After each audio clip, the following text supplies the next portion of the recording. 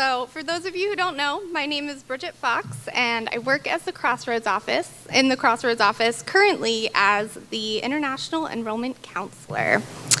I love my job. I've traveled all over the world, and I work with a group of really incredible students who have come to Geneva from everywhere. And I get to help organize this week, International Week, in which we celebrate the diversity of God's people. But it's been a journey, and I was revisiting some of my journals from over the years, and I think I've forgotten how much of a journey it's been and how much I've grown as a person. And I want to share just a piece of that journey with you today. So I'll go back to my senior year of college. Some of you will be graduating in about 5 or 6 weeks, and if you're feeling the same way that I felt, you are absolutely terrified. I was terrified for a few reasons. I was an English major with no job prospects. What does one do with an English degree? My dream job was to be a writer for National Geographic, but one does not just become a writer for National Geographic. I also really didn't want to go home. I grew up on a farm in central Pennsylvania, listening to 90s country music, attending 4-H events, driving four-wheelers around the farm, and milking cows. And I desperately wanted to escape small-town life. Here I am in Beaver Falls. I feel differently now. I'm very thankful for the experiences that I had growing up. But at the time, going home felt like giving up before my life had even started. I wanted to do something meaningful, something beautiful with my life, and going home wasn't it. Finding a 9-to-5 just because I needed a job wasn't it. And I did the thing that I always do when I'm afraid and I choose not to trust the Lord. I ran. I went to China, almost literally as far as you can get from Duncannon, Pennsylvania, which is my hometown. I applied to teach English at a college in Chongqing, China, and I signed a year contract and left. And I was not prepared.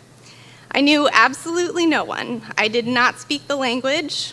My bathroom was a little room on the balcony of my apartment, and my mattress was more like a thin comforter on top of a wooden platform, making my bed feel like the equivalent of sleeping on the floor. I didn't even know how to use chopsticks, and after my first meal, which was so spicy I cried a little bit, I realized that I was way over my head. Moving to another country is hard.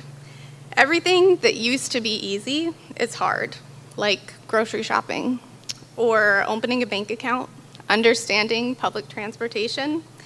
The food is different, the language is strange, and in Chongqing, where foreigners rarely go, people stare at you. They point, sometimes they laugh, take pictures of you, and touch your hair without asking for permission. They don't mean any harm by it. They're just excited to see someone who looks different.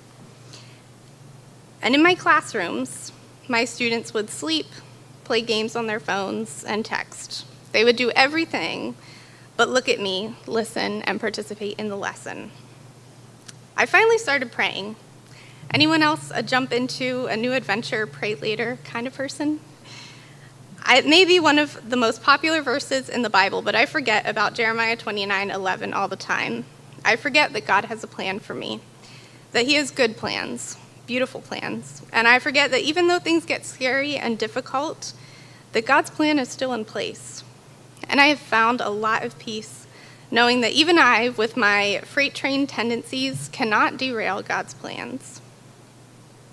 In China, I had to do things that I had never done before. I had to ask for help from near strangers. I needed help getting that bank account. I needed help getting a SIM card for my phone. I needed help learning the cultural differences. No one texted in China. Everyone used an app called WeChat.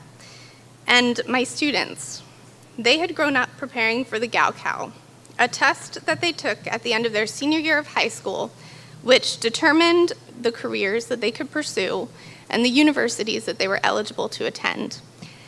Because the students worked so hard to do well on the Gaokao, my supervisor explained, college is viewed as a time for students to relax, especially at the little college that I worked at. My students didn't have to do well in their classes. They would graduate anyway. That's why they didn't pay attention. That's why they slept. And for the first time in my life, I had to take true ownership of my faith. You see, in China, It's a dangerous thing to be a Christian. There are no churches known to the general public because the teaching of Christ and the Bible is considered to impede China's education system and therefore illegal. None of the people that I met were Christians. There were no Bible studies, no Sunday services, no Christian friends to hold me accountable. And the craziest thing happened. People asked me about my faith all the time. Throughout your life, God will give you things. He will give you challenges. He will give you blessings. He will put people in your path, and he will take them away. And you probably won't know why, but you will have to decide what to do with the things that God gives you. So, I took ownership of my faith. I had some of the most incredible conversations that I've ever had about Christianity, creation, Jesus. Over lunch, around a pool table, while we were out at the night markets, the near strangers became my dear friends, and I approached my classroom differently.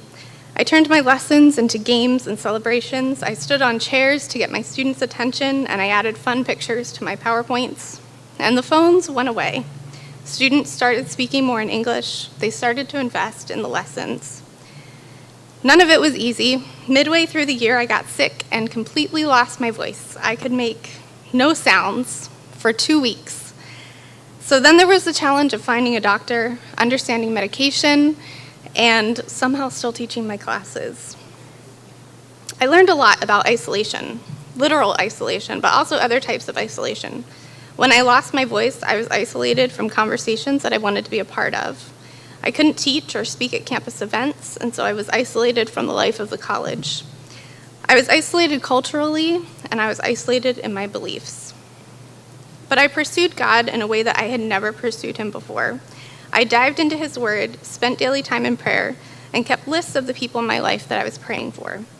And he has been faithful, just like he always is, just like he always is going to be. I think that many times we don't get the privilege of seeing the work that the Lord has done through us. What I can see is the work that he's done in me. Through the experiences that I had in China and the people that I met there, I learned how to love people better, how to listen well, and how to be comfortable with myself. I found that when I left, I had a heart for people that I did not have when I first arrived. 1 Peter 5:10 says, "But may the God of all grace, who called us to his eternal glory by Christ Jesus, after you have suffered a while, perfect, establish, strengthen, and settle you." Though I would argue I have not suffered, struggled maybe, and that I know my journey isn't over yet, I can say that my experience in China perfected, established, and strengthened me for this work here at Geneva. And I am grateful for God's faithfulness, his steadfastness, even when I try to dash off on new adventures without him. Thank you.